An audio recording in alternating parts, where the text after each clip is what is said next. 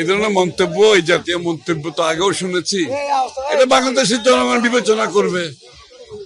যারা আমাদের বাংলাদেশের জনসংখ্যার 51% হচ্ছে নারী, এবং আমাদের ধর্মে, রাজনীতিতে সবসময় নারীদের অগ্রাধিকার নিয়ে আমরা কথা বলি। বাংলাদেশের প্রধানমন্ত্রী হচ্ছে দেশনেত্রী বেগম খালেদা জিয়া নারী।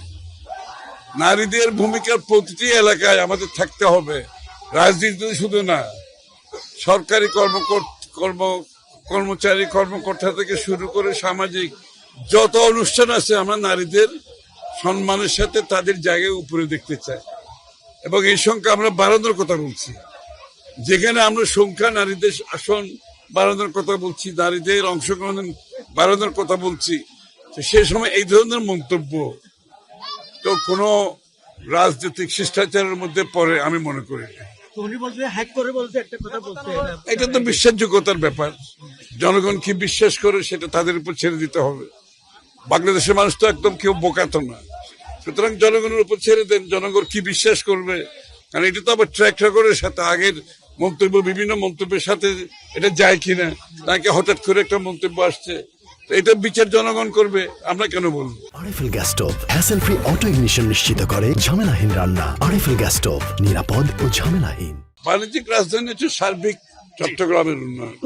আর আমার এলাকায় চট্টগ্রাম 11-11-তে 11 একটা স্লোগান, অর্থাৎ 11-তে 11টা দফা আমরা দিয়েছি।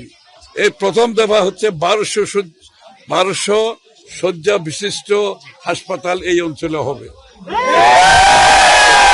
প্রথম, এটা শুধু তাই নয়, এটার সাথে এই অঞ্চলের মানুষের শিক্ষার, তারপরে কর্মসংস্থানের জন্য যে সমস্ত শিক্ষা দরকার, এই প্রতিষ্ঠানগুলো আমাদের এখানে করতে হবে। আমাদের এখানে যানজট, একটা পানি না, ওয়াসার পানি না পাওয়ার একটা সমস্যা আছে, এটা সমাধান করতে হবে। পানি নিষ্কাশনের সমস্যা আছে, এটা সমাধান করতে হবে। ট্রাফিকের সমস্যা আছে, সমাধান করতে হবে।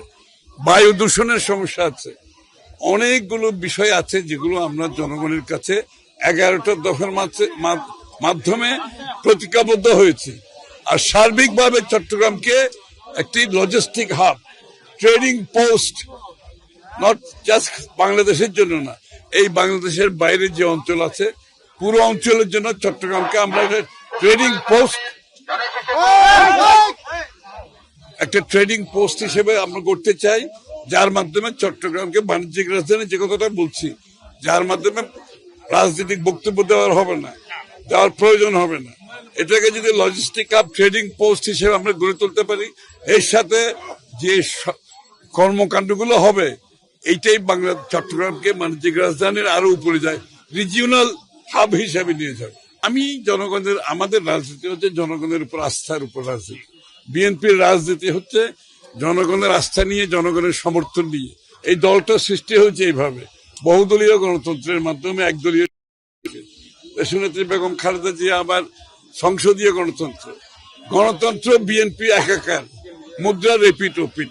সুতরাং আপনি যদি গণতন্ত্রে বিশ্বাস করেন, জনগণের উপর বিশ্বাস রাখতে হবে, আস্থা রাখতে হবে, জনগণকেও আপনার উপর আস্থা রাখতে হবে।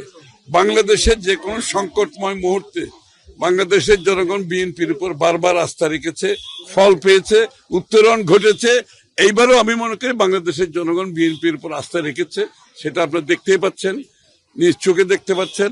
এবং এই আস্থার মাধ্যমে যে গণতান্ত্রিক বাংলাদেশ এবং উন্নয়নের যে রূপরেখা তারেক রহমান সাহেব দিয়েছে, তার উত্তরণের মাধ্যমে বাংলাদেশের মানুষের ভাগ্যের পরিবর্তন হবে, সেটা আমরা বিশ্বাস করি।